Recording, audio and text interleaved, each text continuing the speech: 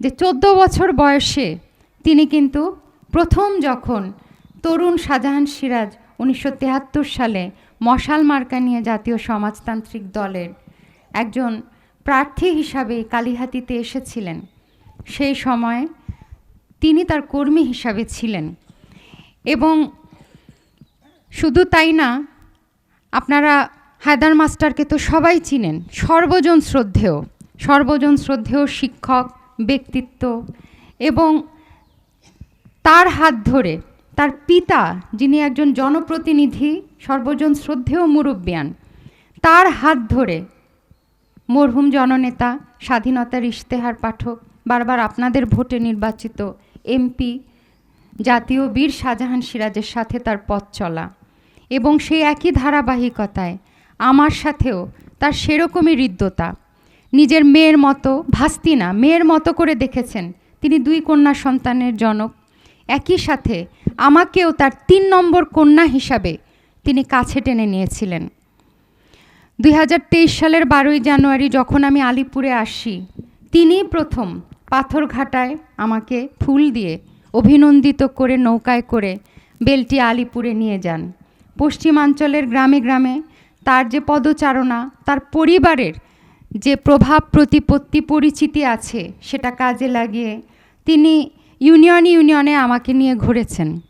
বেনুকুর্সা, বিনোদ লুহরিয়া, বল্লভবাড়ি, গরিলাবাড়ি, ওদিকে দুর্গাপুরের বিভিন্ন গ্রামে, সর্বত্র তিনি আমাকে নিয়ে গেছেন, পরিচয় করিয়ে দিয়েছেন। এই যে মাদ্রাসাতে তিনি আমাকে নিয়ে আসেন এবং সবার সাথে পরিচয় করিয়ে দেন। আজকে ভাগ্যের দোলা চলে এই মাদ্রাসা প্রাঙ্গণে যে গোরস্থান, সেখানেই তিনি শায়িত হয়েছেন। নিকরাইলে যখন তার জানাজা অনুষ্ঠিত হয়, এলাকার মানুষ তাকে ছাড়তে চায় নাই। তারা বলেছে নিকরাইলের মাটিতে তাকে দাফন দেওয়া হোক, এমন ছিল তার জনপ্রিয়তা। ভীষণভাবে অসুস্থ হয়ে গেছেন, সেই সময়ও কিন্তু বিভিন্ন সালিশ করেছেন, বিভিন্ন জায়গায় যে মানুষের অভাব অভিযোগ শুনেছেন এবং বিভিন্ন জায়গায় বিবাদ মিটিয়ে দিয়েছেন। জমি জমা, পারিবারিক টাকা পয়সা লেনদেন সংক্রান্ত নানান কিছু অসুস্থ শরীরে তিনি মিটিয়ে গেছেন। মাঝে ভারতে গিয়েছিলেন, আমার সাথে সব সময় যোগাযোগ ছিল, প্রায় ফোন করতেন। আমার মা গুরুতর অসুস্থ বিধায় আমি দীর্ঘ 2 মাস দেশে ছিলাম না। সেই সময় তার পরিবারের পক্ষ থেকে ফয়সাল আমাকে ফোন করে। ফয়সাল তার চাচাকে বাজান বলে ডাকে।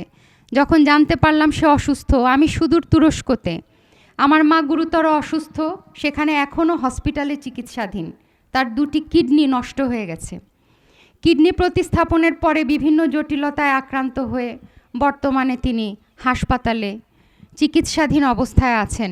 সবার কাছে দোয়া চাচ্ছি। এই অবস্থাতে আমি যখন দেশে ফিরে আসি, সকাল 11টায় যখন হজরত চাচা ইন্তেকাল করেন, জানতে জানতে আমার বেলা 2টা বেজে যায়।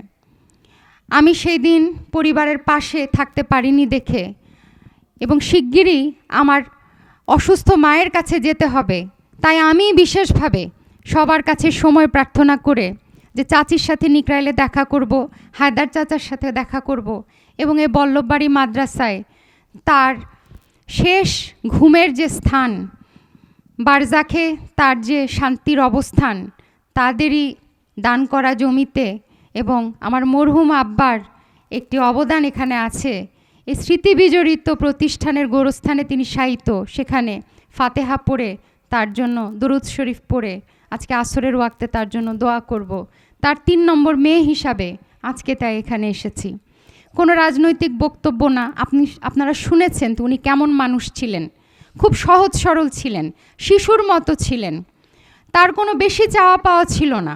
স্মার্টফোন, প্রচুর ক্যাশ টাকা, হোন্ডা চালাতে হবে, তার কোনো বড় দাবি দেওয়া ছিল না। এখনকার যে অর্থলিপ্সা, টাকার প্রতি আকর্ষণ, অর্থের প্রতি আকর্ষণ, রাজনীতির নামে ব্যবসা উনি জানতেন না। বড় পরিবারের, বনেদি পরিবারের ছেলে ছিলেন, মন বড় ছিল, শিশুর মতো সহজ সরল ছিল। তার চাওয়া পাওয়া ছিল খুব সাধারণ, সামান্য। স্নেহ করতেন আমাকে, আর ভালোবাসতেন, শ্রদ্ধা করতেন আমার বাবাকে। অনেক লোভের মুখেও অনেক বড় বড় মানুষ তাকে ফোন করেছেন, বিভিন্ন সময়ে তাকে প্রভাবিত করার চেষ্টা করেছেন। শাহজাহান সিরাজ পরিবারের থেকে দূরে সরিয়ে বিচ্ছিন্ন করার অনেক রকম প্রলোভন, অনেক রকমের অনুরোধ, উপরোধ, ভয়ভীতি তাকে সহ্য করতে হয়েছে। সবই তিনি উপেক্ষা করেছেন। তিনি কখনো আমাকে, আমার আম্মাকে, আমার পিতার স্মৃতিকে ছেড়ে যান নাই।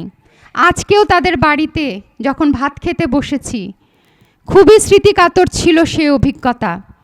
1973 সালে যখন আমার আব্বা এখানে ইলেকশনে আসেন, এখানে তখন তার মতো মানুষের কোনো স্থান ছিল না। এই পরিবারের হাত ধরে কিন্তু পশ্চিমাঞ্চলে আমাদের পরিবারের যাত্রা শুরু।